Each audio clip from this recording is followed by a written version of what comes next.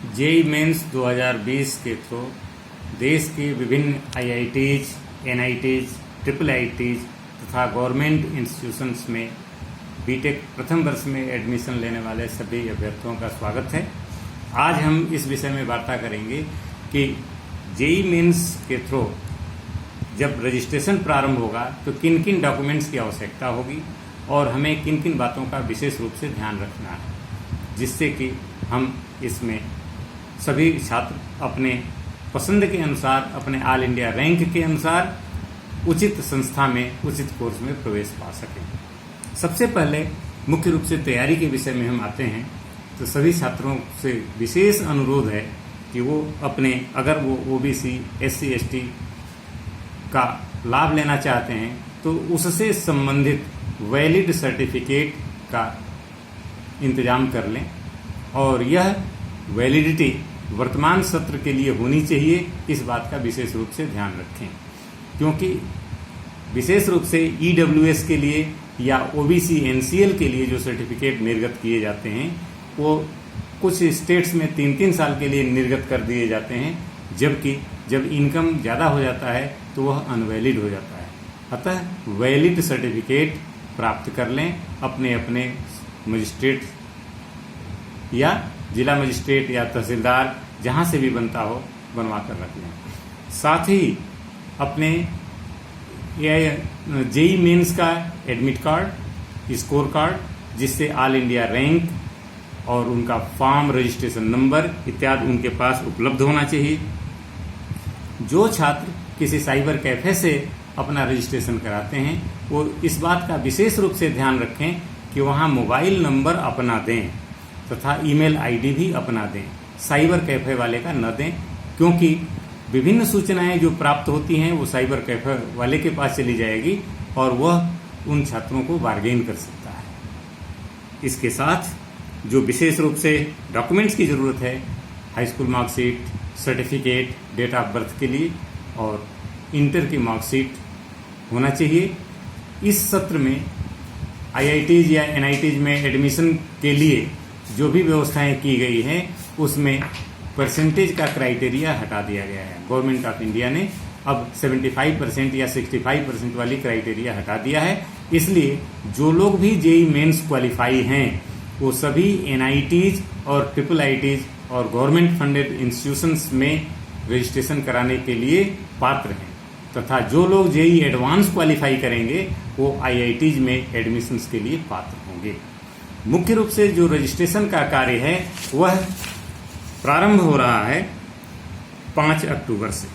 5 अक्टूबर को एडवांस का रिजल्ट आएगा। इसके बाद 6 अक्टूबर को रजिस्ट्रेशन का कार्य प्रारंभ हो जाएगा जोसा के पोर्टल में। रजिस्ट्रेशन के समय जो ईमेल आईडी आप देंगे उसी पर आपका लॉगिन और पासवर्ड आएगा, इसलिए वह अपना दें। अगर आपके पास पहले से ईमेल आईडी नहीं है तो वह जनरेट कर लें, बना लें। इसके बाद मॉक अलॉटमेंट होगा, उसमें आपको एक आइडिया लग जाता है कि हमारी रैंक पर हमें कौन सा इंस्टीट्यूशन मिल रहा है।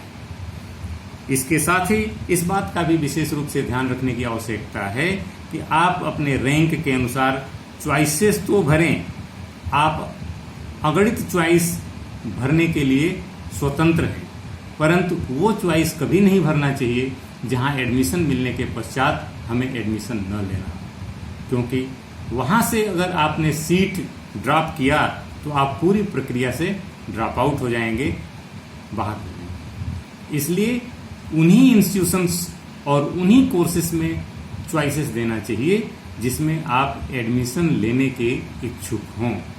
एडमिशन अगर मिलता है तो उन इंस्टीट्यूशंस में आप जा सकें, एडमिशन प्रक्रिया पूरी कर सकें। इसके साथ ही जिन इंस्टीट्यूशंस को आप ऑप्ट करते हैं वहां के बारे में पूरी जानकारी पहले से ही नेट के थ्रू आप प्राप्त कर सकते हैं। विभिन्न आईआईटीज, एनआईटीज, ट्रिपल आईटीज और गवर्नमेंट फंडेड इंस्टीट्यूशंस का इंफ्रास्ट्रक्चर, साथ ही उनका फी स्ट्रक्चर, विशेष रूप से फी स्ट्रक्चर पर मैं इसलिए बल देता हूं कि क्योंकि सभी ट्रिपल आईटीज का फी स्ट्रक्चर एक समान नहीं है। गवर्नमेंट इंस्टीट्यूशंस होते हुए भी गवर्नमेंट फंडेड इंस्टीट्यूशंस और ट्रिपल आईटीज के फी स्ट्रक्चर में अंतर है। इसलिए कई बार ऐसा देखा गया है विगत वर्षों में कि छात्र को IIIT या गवर्नमेंट फंडेड इंस्टीट्यूशंस में किसी विशेष कोर्स में दाखिला मिला, वहां जाने के बाद पता चला कि उसके पास उतनी फी नहीं है। इन सब बातों को ध्यान में रखते हुए पहले से ही फी स्ट्रक्चर और अन्य जो भी कागजात की जरूरत होती है एडमिशन प्रोसेस में, वो अपने पास प्राप्त कर लें, रख लें, उनकी व्यवस्था कर लें।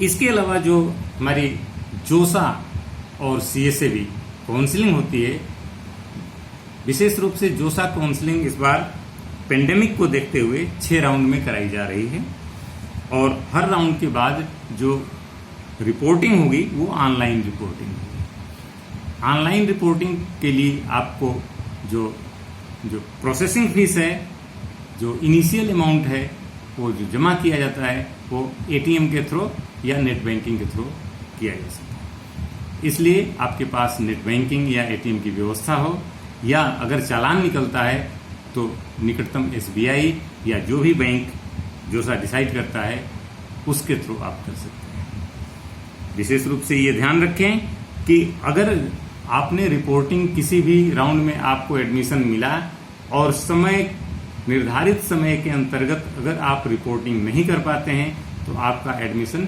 निरस्त हो जाएगा। इस बात का विशेष रूप से ध्यान रखें कि समय का अनुपालन करें।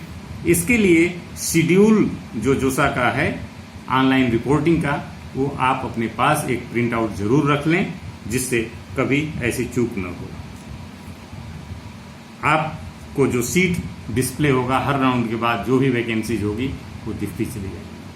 चॉइसेस जो फिलिंग होती है वो एक ही बार होती है रजिस्ट्रेशन के बाद। एक बार चॉइस लॉक कर देने के बाद चॉइसेस बदली नहीं जा सकती। इसलिए चॉइस भरते समय विशेष रूप से ध्यान रखें कि जिन कोर्स में आपको एडमिशन नहीं लेना है उस कोर्स की चॉइस न डालें। जिस इंस्टीट्यूट में आपको एडमिशन नहीं लेना है या एडमिशन होने के बावजूद भी वहां नहीं जाना है, परिस्थितिजन्य, कई बार परिस्थितिजन्य स्थितियां होती हैं जहां पर छात्र जाना पसंद नहीं करते हैं, उन इंस्टीट्यूट्स को चॉइसेस में न डालें। यह आपके लिए हितकर होगा। इन सब बातों को ध्यान में रखते हुए विभिन्न राउंड में आप अपने अलॉटमेंट देखते जाएं। जिस भी राउंड में आपको अलॉटमेंट मिलता है उस अलॉटमेंट के बाद आप तुरंत इनिशियल फी जमा करके अपनी सीट लॉक करें। उस समय आप चाहें तो फ्लोटिंग डाल सकते हैं या फ्रीज कर सकते हैं और फिर अगले राउंड में फाइनली जब आपको एडमिशन के लिए, वर्तमान परिस्थिति में ये दिया गया है कि जो एडमिशन प्रोसेस है 6ठे राउंड के बाद, जहां पर जोसा का राउंड खत्म हो जाएगा, 7 से 13 नवंबर के बीच फिजिकली एडमिशन लेना है। लेकिन अगर पेंडेमिक परिस्थितियां अलाउ नहीं करेंगी तो यह भी ऑनलाइन होगा, यानी ऑनलाइन ही आपको एडमिशन प्रक्रिया पूरी करनी होगी। उसके बाद जिस भी इंस्टीट्यूट में आपका एडमिशन हुआ है वहां की सभी एडमिशन प्रक्रिया समाप्त करने के बाद ऑनलाइन क्लासेस आप प्रारंभ कर सकते हैं।